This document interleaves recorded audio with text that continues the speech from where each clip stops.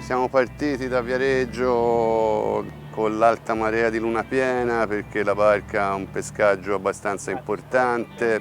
Il trasferimento è importante, sono 1100 miglia e ci ha richiesto una decina di giorni, soste comprese.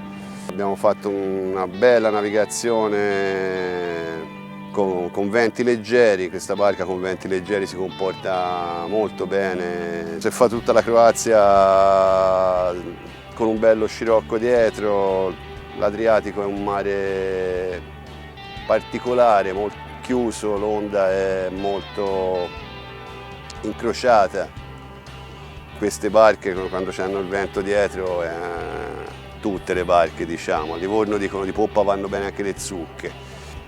Portiamo a giro questo messaggio molto importante e siamo onorati di portarlo perché ci sono realtà purtroppo diverse e meno allegre, diciamo.